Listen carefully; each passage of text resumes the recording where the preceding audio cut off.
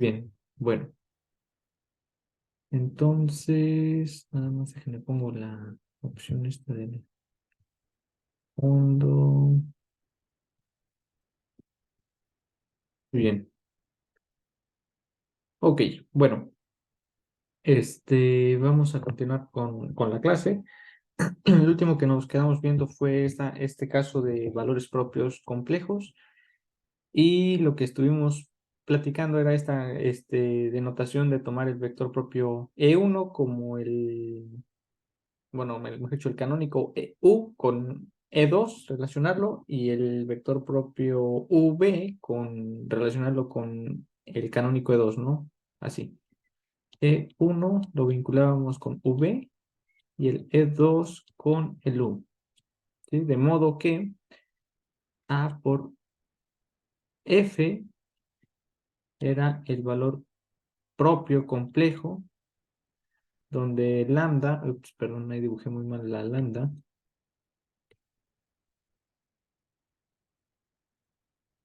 Lambda es de la forma alfa más I veces beta, y F era de la forma U más I V vector propio, ¿sí? Entonces, lo único que debíamos de tener cuidado en esta parte es simplemente cómo vamos a ordenar. Nosotros veníamos del caso con valores propios reales en los que ordenábamos en una diagonal la información, y el primer elemento de los vectores propios se relacionaba con el primer vector propio, U, y el segundo con V, ¿no? Nosotros acá, cuando tenemos valores propios complejos, vamos a seguir esta convención, y esta convención está asociada a la convención del libro de Arnold, repito, y es una convención buena porque de ese modo, como lo probamos el día de ayer, la forma canónica asociada a ese mapeo es directamente alfa menos beta, beta, alfa. Eso lo demostramos el día de ayer. Y si seguimos o tomamos la convención de Hirschfeld, lo que va a pasar es que el E1 lo mapeas con U, el E2 con V, y entonces la matriz o la forma canónica que te va a quedar va a ser algo así como alfa, beta, menos beta, alfa. Y eso puede crear una confusión un poquito al momento de identificar o ver cómo es el espacio fase de nuestro problema, ¿no? Básicamente la convención entre uno y otro es que el signo beta que tú tomas, pues tal vez es el negativo de la otra convención, ¿sí? Nosotros vamos a seguir en este curso la convención de Arnold, del libro de Arnold, porque, repito, es simplemente una cuestión técnica, y si también te estás basando, por ejemplo, en el libro de Laura Ortiz Bobadilla, es muy probable que tenga esa convención porque ella fue como algo así como la estudiante del estudiante de Arnold, ¿no? Entonces, como que es una cuestión hereditaria en ese sentido, ¿no? Y la otra convención está bien también, nada más que, repito, esa cuestión de cómo interpretas la rotación puede crear confusiones. Entonces, para evitar eso, vamos a seguir esta convención, ¿vale? Y pues bueno, entonces, si no hay preguntas o dudas, vamos pues a continuar con lo que sigue. Vamos a hacer ejercicios. El día de ayer hicieron ejercicios, en la ayudantía. Bueno, sí hicieron ejercicios con la ayudantía, perdón, en la ayudantía de este caso, valor propio complejo.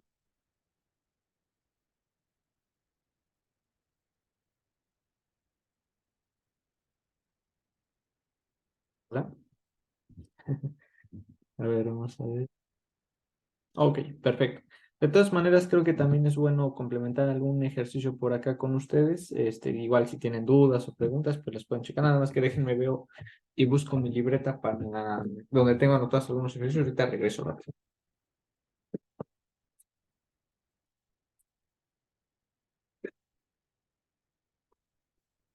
Muy bien, aquí la tengo.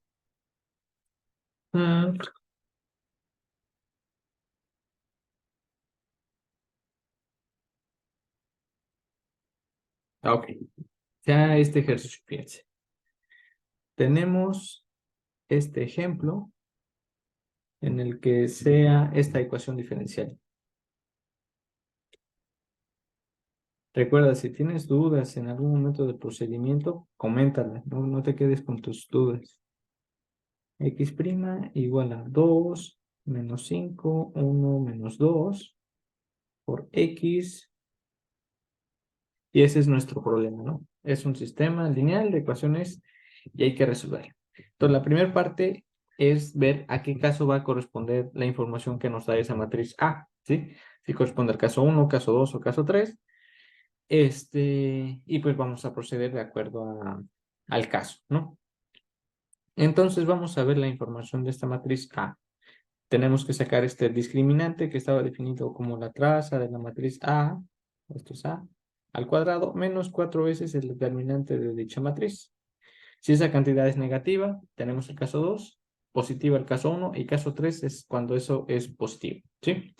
Entonces, pues hay que calcular esta cantidad. Esto es, la traza es 0 y el determinante es 2 por menos 2 es menos 4. Después, menos por menos es más 5. Entonces tenemos menos 4 más 5 es 1 por menos 4. Esto es menos 4. Esto es negativo, ¿no? Entonces eso implica que estamos hablando del caso 2. Y tiene sentido porque pues es el ejercicio del ejemplo, ¿no? De este caso. Entonces, con ello ya verificamos que estamos hablando del caso 2. Ahora déjame ver qué otra cosa hay que saber. Ok, ya tenemos el valor que necesitamos de esta cantidad. Es menos 4. Y por lo tanto el valor propio recordamos que es la traza de la matriz A más menos la raíz cuadrada del valor absoluto del discriminante sobre 2. Y pongo en valor absoluto porque ya sabemos que es un número, va a ser un número complejo, ¿no? Entonces esto va a ser más menos y veces la raíz cuadrada. Entonces la traza quedamos que era 0 más y veces la raíz de 4, que eso es 2, sobre 2, y esto es i. Y te preguntas, ¿por qué tomé el signo positivo de la raíz nada más? Bueno, eso pasa o lo tomé así por convención. Simplemente dije, mi lambda 1 sea la parte que trae la del positivo, y entonces lambda 2 va a ser el conjugado, va a ser menos i. Eso ya lo sabemos, ¿sí? Pueden tomar el que ustedes gusten. Yo regularmente uso la raíz positiva porque, repito, pues no te estás cargando un símbolo más, pero van a dar las mismas soluciones ambos casos, ¿sí? Muy bien. Entonces, ya sabríamos cuál es la forma canónica de nuestra matriz porque alfa es igual a 0, beta es igual a 1, por lo tanto, la forma canónica de la matriz es 0, menos 1, 1, 0. Esa es la forma canónica de nuestro sistema. Muy bien. Ahora, ya sabríamos que la solución en la base canónica, ¿cuál va a ser? Pues va a ser y función de t es igual a e a la alfa t por la matriz de rotación del ángulo beta t por un vector constante. Entonces esto va a ser igual a e a la 0, que es un fantástico 1, por coseno de 1 por t menos seno de t, ya le pongo que el 1 pues está ahí en el t, seno de t, coseno de t, por el vector constante. Y esa ya es la solución en el espacio fase canónico, ¿sí? Ahora nos falta resolver el problema en la base original. En la base original tendremos que sacar los vectores propios. Para eso vamos a tomar que A menos lambda veces la identidad por el vector propio F va a ser igual al vector 0. Y entonces F recuerda que va a tener la estructura U más IV, ¿sí? Entonces, de aquí podemos hacer pues el desarrollo y la matriz A ya se me olvidó cuánto era. 2 menos 5, ok, pongo de una vez acá el menos 5, 1, ¿es 1 o menos 1? 1, acá hay un 2, y como el valor propio es i, pues entonces aquí va menos i, y aquí es menos 2 menos i por el vector propio con componentes F1, F2, ¿vale? Ahorita desacoplo y saco la información de quién es U y quién es V. Muy bien. Y todo esto tiene que ser 0, 0. Y como siempre, bueno, aquí no se ve quizás muy claro, pero este renglón tiene que ser múltiplo del renglón de abajo. quizás no me creas, pero si haces el producto del renglón 2 por 2 menos i, te va a dar realmente el renglón de arriba. ¿Sí? Bueno, pues de aquí, ¿qué sería o qué seguiríamos? Entonces tendríamos que, por ejemplo, puedo sacar directamente el del renglón 2. Tendríamos que 1 por F1 menos 2, de hecho aquí le puedo poner menos 2 más i por F2, tiene que ser 0. Y repito, el renglón 1 va a ser un múltiplo del de abajo, entonces basta con que tomes una de las dos relaciones y pues puedes usar la que sea más simple o la que sea más sencilla aritméticamente, ¿no? Entonces de aquí que tendríamos que F1 bien puede ser 2 más 1 por F2, ¿ya? Y ahora de aquí puedo tomar que F2 sea igual a 1, por lo tanto, F1 es igual aquí me equivoqué, que es 2 más I, entonces 2 más I por F2, y puedo decir que F2 sea 1, por lo tanto, F1 es igual a 2 más I. ¡Tarán! Y con eso ya determinamos quién sería F. F sería el 2 más I, 1. ¿Sí? Pero esto también lo puedo expresar como 2, 1 más y veces el vector 1, 0. ¿Sí? Hasta ahí todos me siguen, todo bien. Si hay dudas en alguna parte, dime, no te entendí, no, o tal vez me equivoqué en alguna cuentita, con confianza me lo pueden comentar.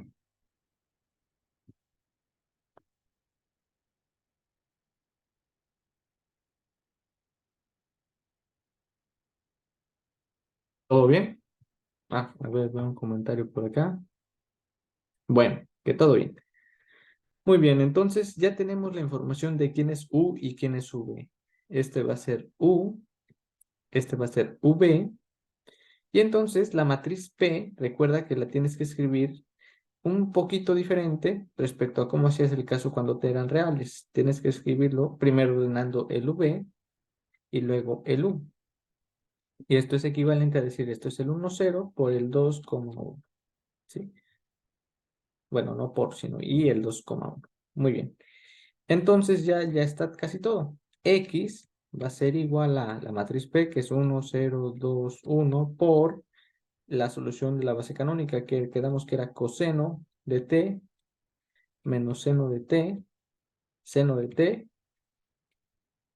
coseno de t, por un vector constante que sería C1, C2. ¿Sí? Pues hay que hacer la talachita, entonces aquí te queda que x1 función de t, x2 función de t, serían iguales hacemos el caratazo, esto sería coseno de t más 2 seno de t, S por S, después acá te quedaría seno de t, después arriba te queda menos seno de t, más 2 coseno de t, y abajo te queda coseno de t. Todo eso multiplicado por C1, C2, lo podemos seguir desarrollando y esto va a ser igual a C1 por seno de t más 2 seno de t más C2 por 2 coseno de t menos seno de t. Eso sería x1, ¿no? Esa que acabo de escribir es x1. Quito la línea porque no quiero que pienses que es una división. Eso es x1. Y ahora x2 pues es igual a C1 seno de t más C2 coseno de t. Y voilà. Esas son tus soluciones de la ecuación diferencial del sistema que acabamos de dar. ¿Cómo se verían las gráficas o las curvas o las órbitas, mejor dicho, en el espacio-fase? Entonces tienes que dibujar tus vectores propios. Y ya sabemos que como estamos hablando del caso que implica números complejos y alfa es 0, el hecho de que alfa sea 0 significa que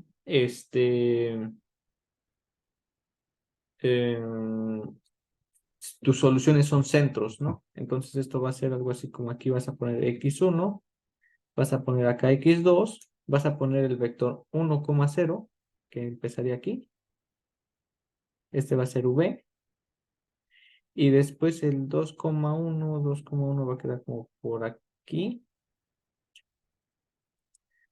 Quizás quede más o menos así. Déjenme trato de dibujarlo bien.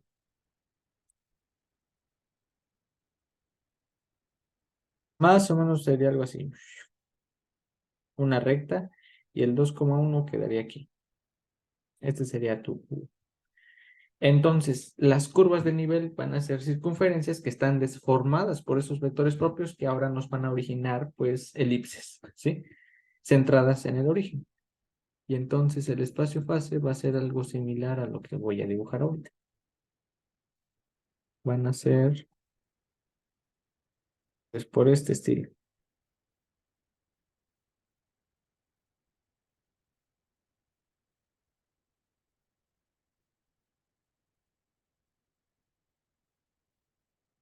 ¿Sí? Y eso sería nuestro espacio fase. Con esto ya habríamos terminado el ejercicio en la solución y en las gráficas del espacio fase que le corresponderían. ¿Sí? No sé, ¿alguien hasta aquí tiene alguna pregunta, alguna duda? Ah, una pregunta. Aquí me faltó dibujarles una cosa importante y es la orientación de las flechitas. Las flechitas estarían así, ¿verdad? Irían en el sentido de en el sentido opuesto de las manecillas del reloj, como lo estamos viendo aquí.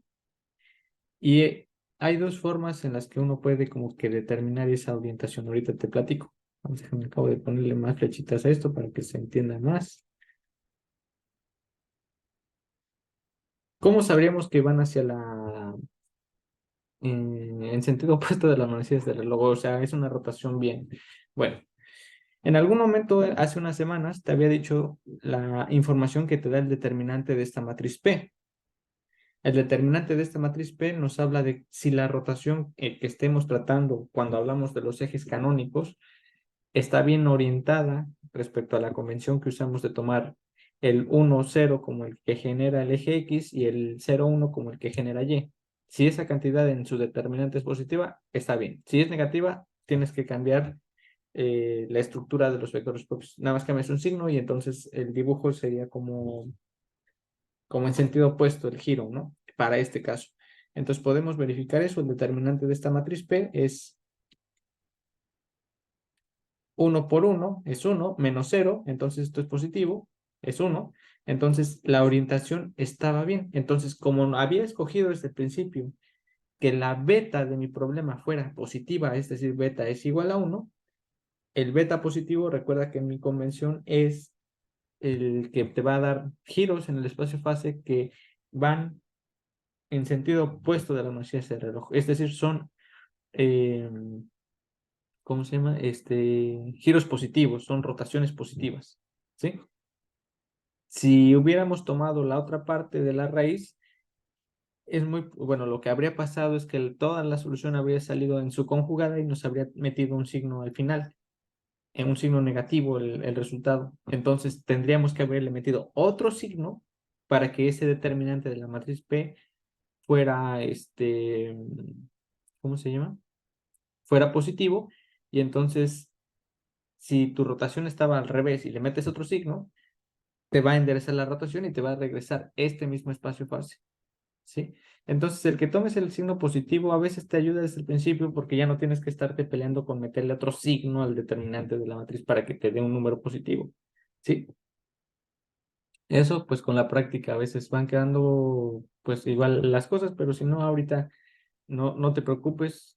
En dado caso, fortalece esa parte con los ejercicios de tu tarea para que con la práctica y el desarrollo vayas viendo lo que te acabo de explicar. Porque igual cuando tú pones las manos ahora sí que cuando sientes las cosas con las manos es cuando dices, ah, sí, ahora ya le entiendo porque las estoy manipulando, ¿no? Entonces sí te recomiendo que ahora sí ya vayas haciendo estos ejercicios para que igual te vayan saliendo dudas si es que las tienes y las comentes con tiempo, ¿no? Para que no te quedes con las dudas, especialmente en tu tarea y eventualmente en tu examen, ¿no? Para que todo sea y fluya bien. Bueno, este ejercicio es de este caso. Voy a hablar ahora de un problema que sí viene un poco de la física, no tienen que preocuparse ni si no son físicos, porque tiene muchas aplicaciones y es esta cuestión que les he manejado y les he dicho que tiene que ver con los movimientos que son oscilatorios, que tienen un periodo, y hay una forma en la que los físicos trabajan y hasta les hacen burla, y seguro los han visto porque siempre quieren modelar las cosas con oscilador armónico, el oscilador armónico, el oscilador armónico. Entonces, sí es muy útil el oscilador armónico conocerlo de a derecho y al revés, podemos decirlo. Sí da mucha práctica y muchas cosas son importantes de entenderlas desde ahí y pues vamos a hacer el ejercicio de resolver ese problema en general.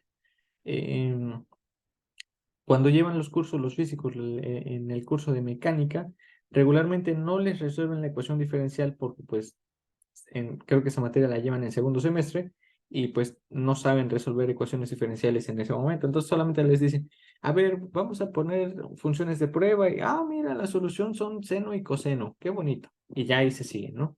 Pero ahora ya estás, pues ya más grande, ya tienen más herramientas, y ahorita se presta muy bien para entender la solución de ese problema como tal.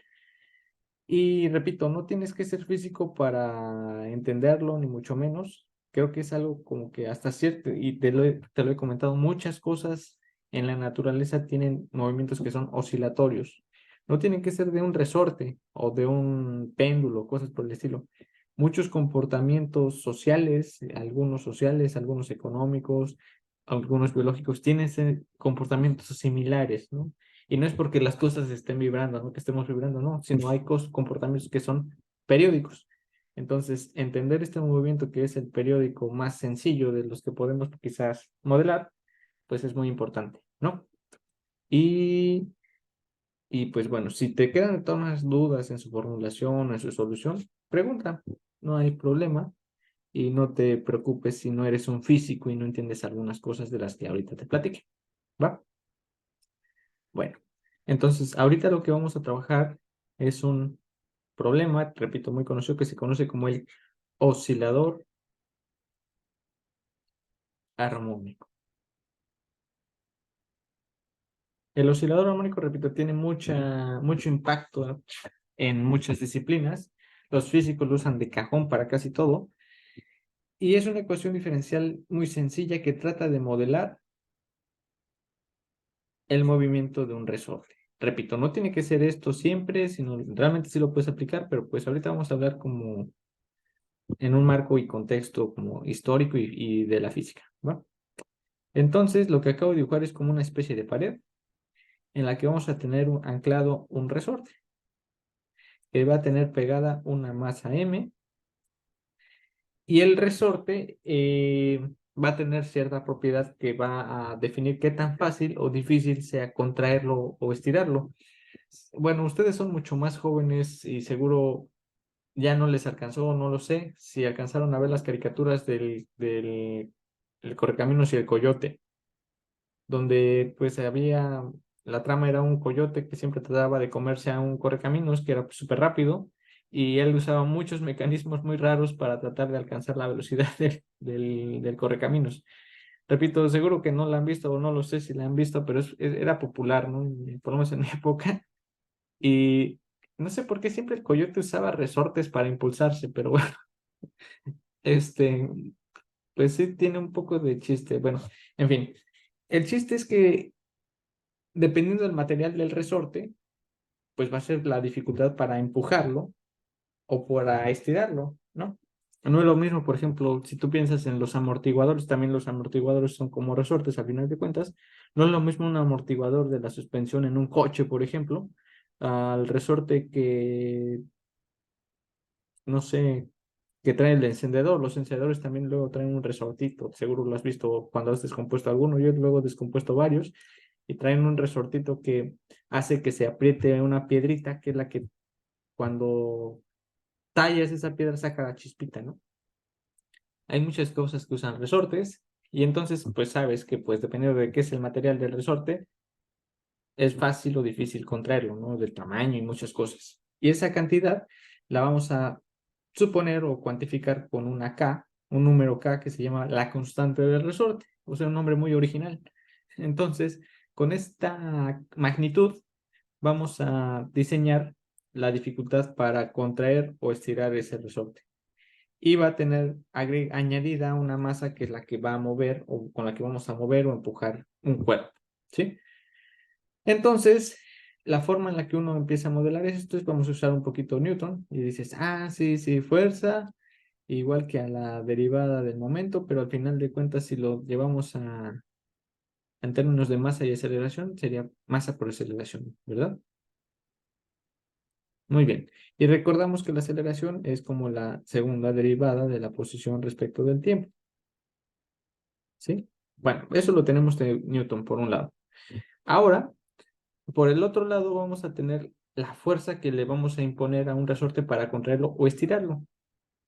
Y entonces resulta que no suena muy descabellado pensar que si tú tienes el resorte y lo empujas con una fuerza F, el resorte en sí mismo va a aplicarte una fuerza de igual magnitud, pero en sentido opuesto, ¿sí? Por la ley de Newton, la tercera ley, pero la fuerza aquí es importante, la fuerza que, por ejemplo, tú tienes que aplicarle de aquí para contraerlo a una distancia hasta acá, llamemos esta distancia X, cada vez que lo empieces a contraer más y más, cada vez te va a costar más trabajo contraerlo, porque el resorte cada vez se contrae y entonces trata de aventarte hacia adelante, ¿no? ¿Sí? Entonces, la forma en la que uno podría modelar esa fuerza es proporcional a qué tanto lo contraes, ¿sí? La fuerza con la que tú tendrías que empujar va a ser proporcional a qué tanto, a qué tanta distancia tú lo contraigas. Y lo mismo ocurre si tú lo tratas de estirar. Ahora, si tú tratas de estirar,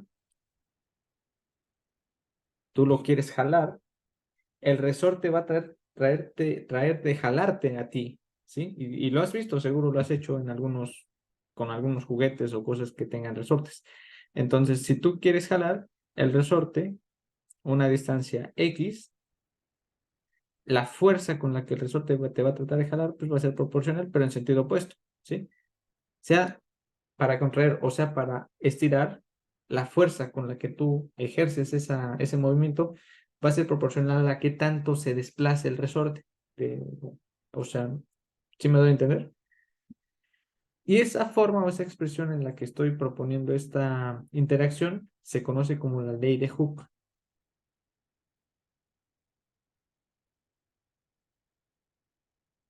Esta ley, al decir que va a ser proporcional la fuerza con la que interactúa la distancia que tú contraes o estiras ese resorte, pues va a implicarte una constante y esa justamente va a ser la constante que te define el resorte, con la que tú dices, ah, es una K de un resorte de un, no sé, de acero o de aluminio, no lo sé, o de tela, ¿no? O sea, no tienen que ser solamente metales, sino simplemente cantidades que sean estirar, que se puedan estirar y contraer. Eso ya es un resorte. Muy bien. Y eso se le conoce como una ley de Hooke. Nada más que vamos a traerle un signo negativo. ¿Por qué un signo negativo? Porque es una fuerza que ejerce el resorte en sentido opuesto a como tú le apliques la fuerza, ¿no? Entonces, recuerda esta idea, si tú lo contraes, el resorte te trata de empujar y viceversa. Si tú lo quieres estirar, él te va a traer, se va a traer de contraer, ¿sí? Entonces, por eso lleva un signo negativo. Y entonces, al pensar en estas leyes de Newton, con la tercera ley de que se atrae y se repela de la misma forma y en magnitud, pero en direcciones opuestas, y asocias la segunda ley, entonces aquí nos queda esta ecuación diferencial en la que tú tendrías que la masa por la x prima o la segunda derivada es igual a menos k por x, ¿sí? Esto también se puede escribir como x prima más omega cuadrada x igual a 0, donde omega cuadrada va a ser eh, k entre m. voy a hacer esa definición ahorita. Voy a tomar K entre M como omega cuadrada. ¿Por qué?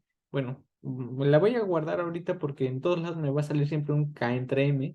Y por otro lado, como K es positiva y M es positiva, son cantidades físicas que te dan magnitudes positivas, entonces no hay problema si le pongo un cuadrado porque omega cuadrado es un número positivo, ¿sí? Entonces no hay ningún problema hasta ahorita con definir esta ecuación. Y esta ecuación es la que se conoce como la ecuación del oscilador armónico. Esta cosa es la ecuación diferencial del oscilador armónico.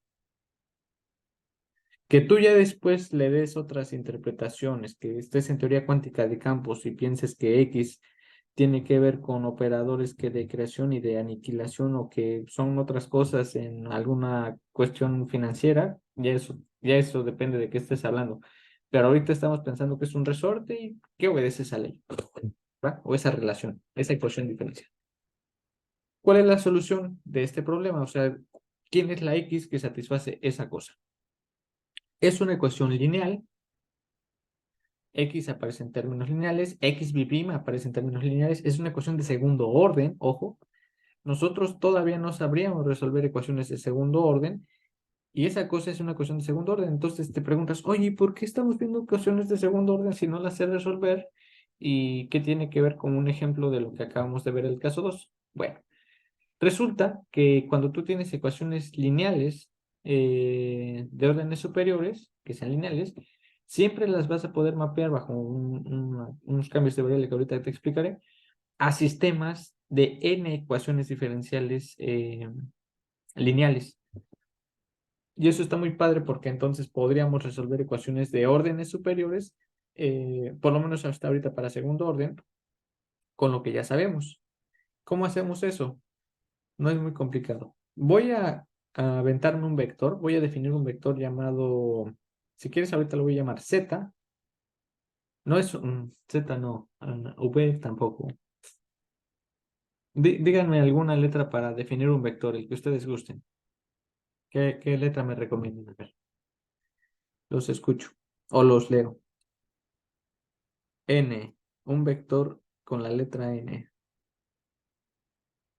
Ok, vale, entonces sea N, ups, no sé dónde estoy escribiendo. ¿Por qué no veo mi puntero?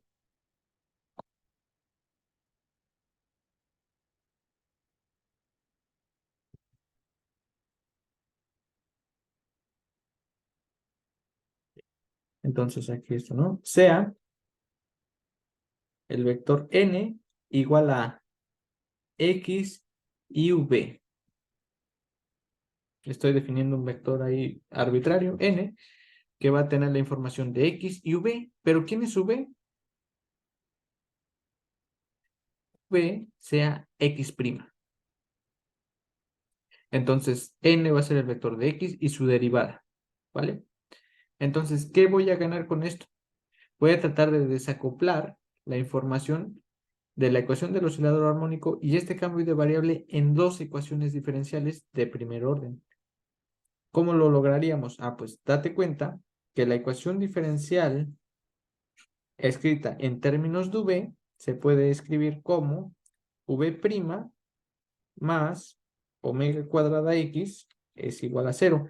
¿Por qué esto es cierto? Porque pues si v es x', pues v' es x'b', entonces está bien, no hay ningún problema.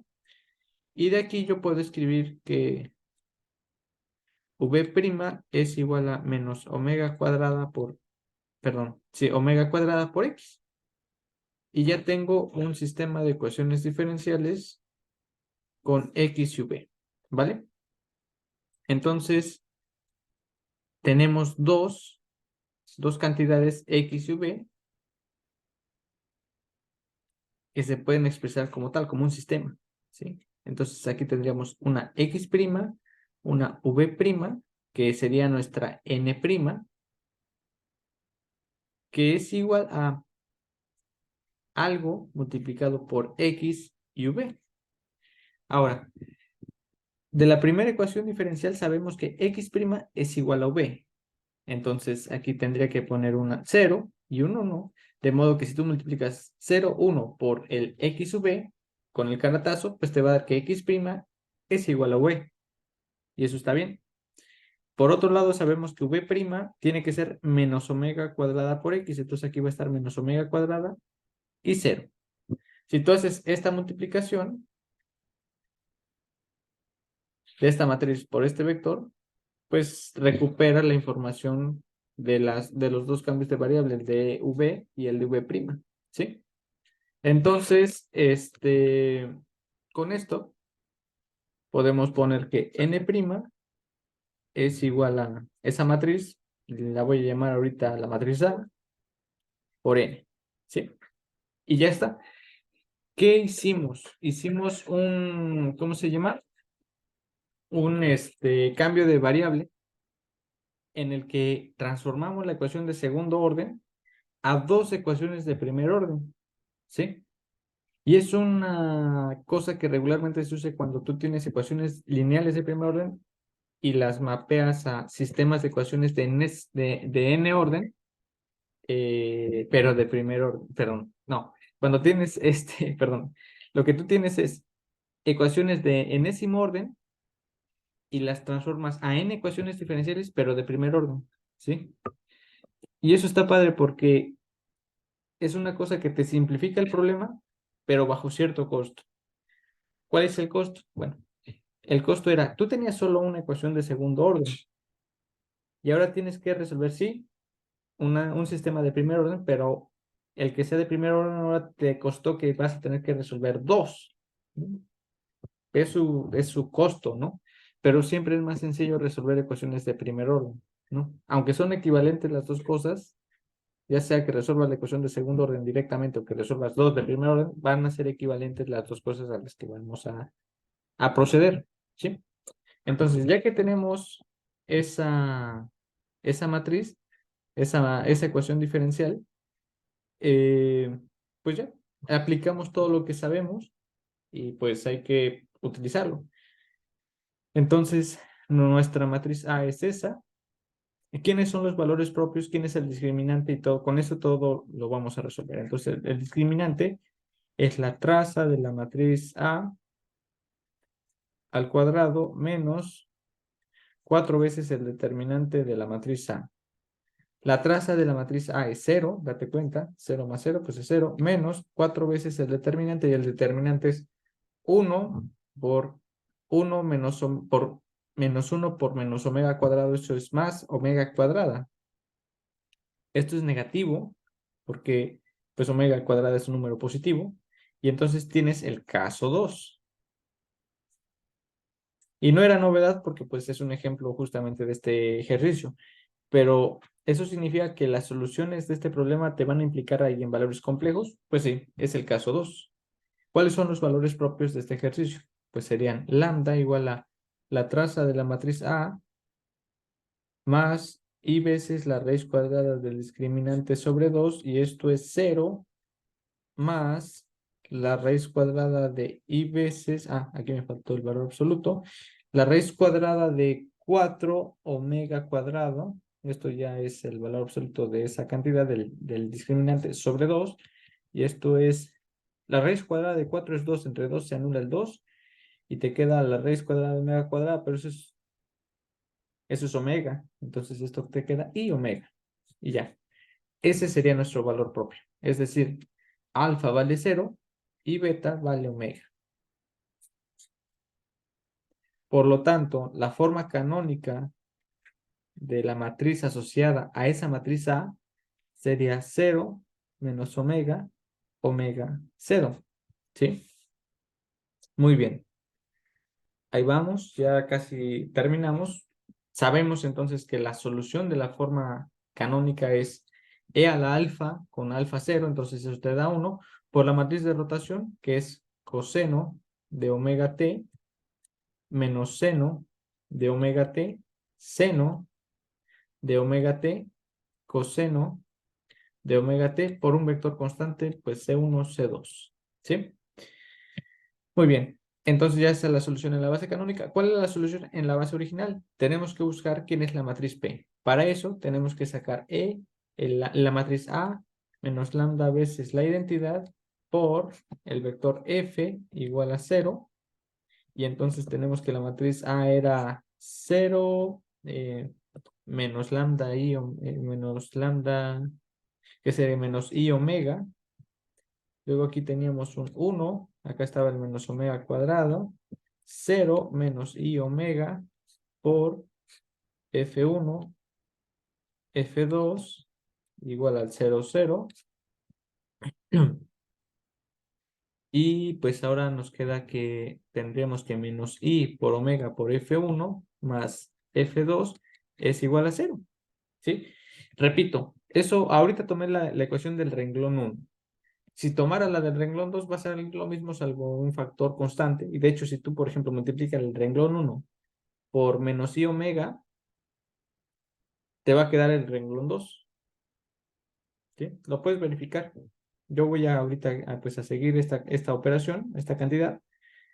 Y entonces de aquí podremos ver que F2 puede ser bien el i omega F1.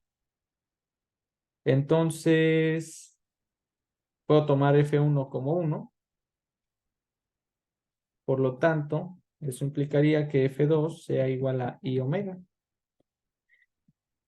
Entonces, F vector sería 1 I omega, que lo puedo escribir como el 1, 0 más I veces 0 omega.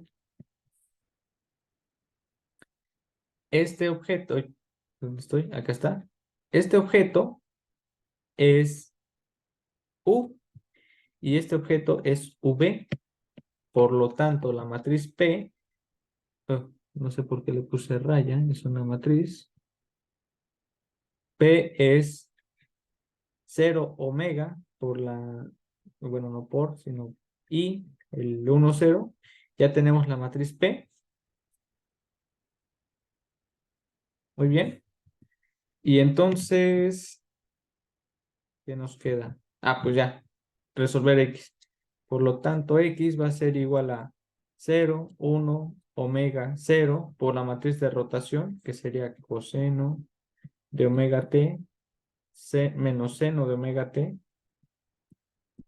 seno de omega t, coseno de omega t, C1, C2. Podemos seguir el desarrollo de esto y esto que nos da. Ah, perdón, aquí no sé de dónde saqué X vector. Quedamos que se llamaba N, ¿verdad? N barra. Era el nombre que ustedes habían sugerido. Déjame ver si no escribí en algún otro lugar X.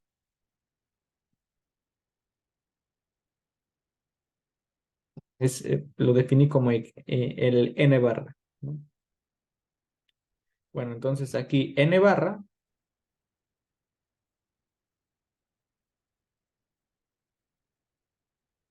es igual a, hay que hacer el caratazo, esto es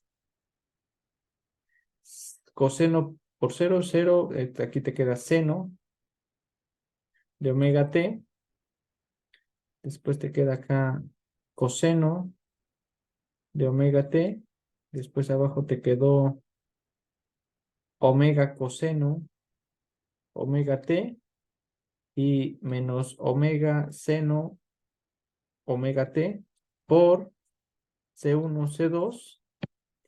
Por lo tanto, X y V serían iguales a C1 seno de omega t más C2 coseno de omega t y te quedaría aquí que C1 por omega por coseno de omega t menos C2 por omega por seno de omega t es igual a V. Y ya está. Entonces ya resolviste la ecuación diferencial que te dio de este sistema. Como era una ecuación de segundo orden, lo único que en sí nos interesaba solamente era resolver la variable x. Por lo tanto, de aquí sabríamos que x, función de t, es igual a c1 seno de omega t más c2 por coseno de omega t. Y esa solución es conocida porque, pues la solución te dice, la ecuación diferencial del oscilador armónico tiene soluciones, pues que son una combinación lineal de funciones armónicas, que son, perdón, el seno y el coseno. Esa cantidad omega que te definí como K entre M, bueno, omega cuadrada como K entre M, se conoce como la frecuencia, ¿sí? Y literalmente tiene ese significado. Te va a dar la información de cómo oscila, ahora sí que qué tan rápido, qué tan lento oscila el oscilador, o perdón, el resorte, ¿sí?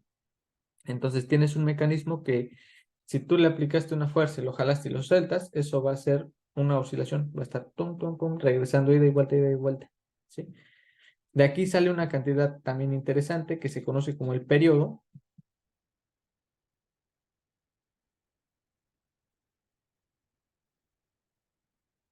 Y el periodo está definido como 2pi entre omega.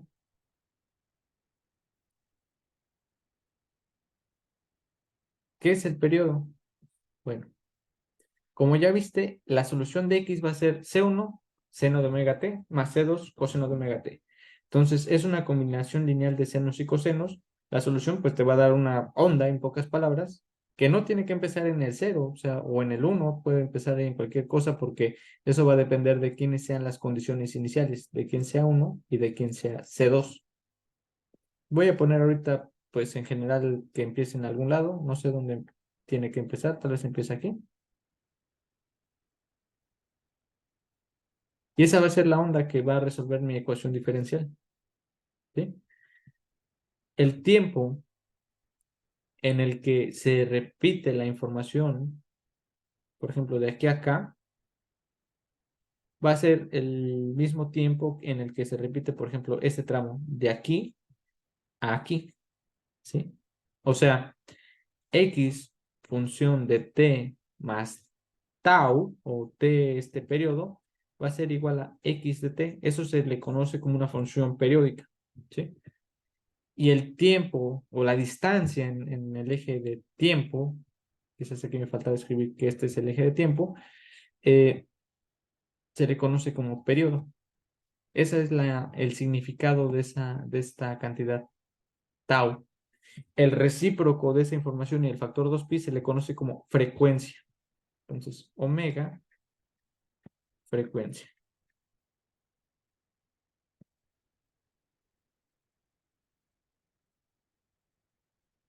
¿Sí?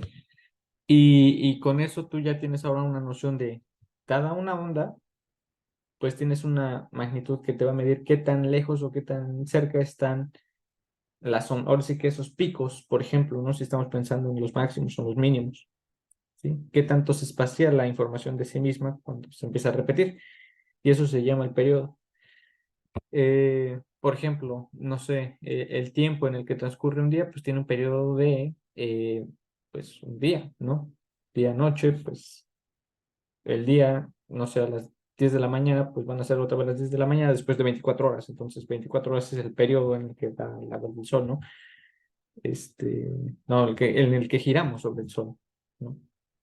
Bueno, no giramos sobre el sol, sino el planeta gira sobre su eje, mejor dicho.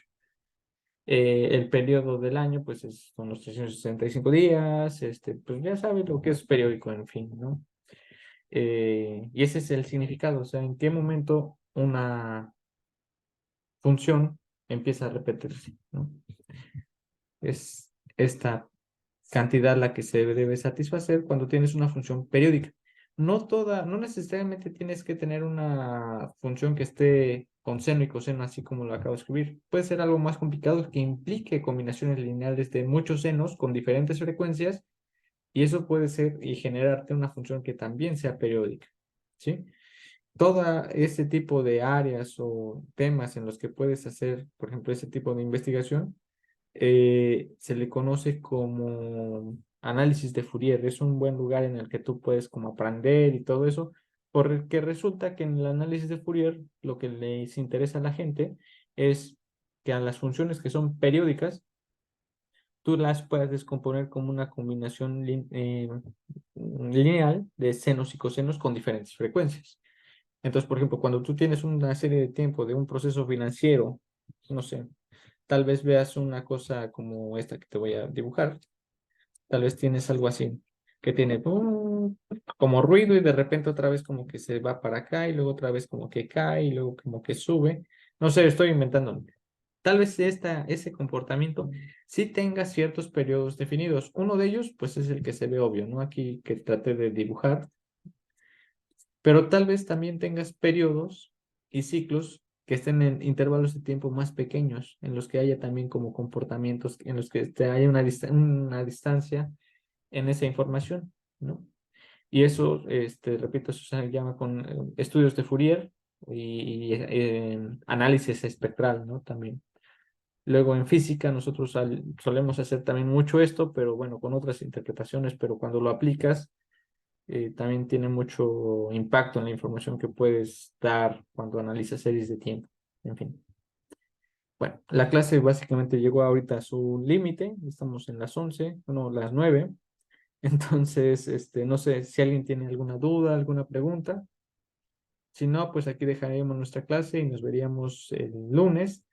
Una disculpa por los días en los que no pude dar la clase ayer. Se me complicó mucho porque estuvimos en una reunión y ahorita estamos en una investigación en la que estamos demasiado, enfocados con unos cálculos que estamos sacando. Y bueno, ya después les platico con más detalle, pero, pero ahorita lo importante es que salga ese material de este proyecto. Entonces, he estado muy complicado con esa cuestión de las reuniones. Una disculpa. Y si no hay preguntas o dudas, pues repito, nos vemos la siguiente semana, el lunes. Este, y pues bueno, no sé, todo bien, todo en orden. Una cosa importante, me llegó un correo, bueno, creo que solo está dirigido a profesores, pero igual y tal vez vale la pena que lo comenten entre sus compañeros del curso, referente a los cursos en línea. Parece ser que va a haber alguna reunión en la que se van a definir algunos temas relevantes a los cursos que son online. Igual yo creo que vale la pena que lo comenten con los profesores, con la gente que ustedes conozcan, a las que les puede interesar esto, porque, bueno, a mí me ha estado permitiendo trabajar con ustedes de una manera, pues, tranquila y además creo que se permite y se nos da la posibilidad, por ejemplo, de implementar herramientas de cómputo en tiempo real sin necesidad de estar atendiendo un salón especial para eso. También para ustedes les da muchas ventajas respecto a la posibilidad de atender esta sesión en el momento en el que ustedes puedan, ya que se graban las clases, están en un sitio en el que ustedes las pueden ver posteriormente las veces que ustedes quieran y de todas maneras eso no implica que nos podamos interactuar, ¿no? Siempre ustedes pueden dar los comentarios, pueden abrir pues su audio, platicar las cosas y dudas que tengan, preguntas. Entonces, igual y creo que vale la pena que si ustedes lo pueden compartir con sus demás profesores, vean esa encuesta porque creo que se pretende justamente como continuar, dar seguimiento a las personas que se interesen en seguir, pues, participando, ¿no? De forma virtual, tanto como para los estudiantes como para los profesores, ¿no? Y esa encuesta ahorita es para los profesores, pero bueno, obviamente la opinión de ustedes es la más importante, quienes son, pues, quienes reciben el material, ¿no? Entonces, si ustedes piensan en otros profesores que crean que les puede interesar o llamar la atención esta, pues, opción que se puede dar, pues, no está de más que la compartan, ¿no? Con esas personas. Y pues ahora sí, ya creo que dejamos la clase por el día de hoy. Nos vemos la siguiente semana. Va, tengan bonito fin y pásenlo bonito. Nos vemos.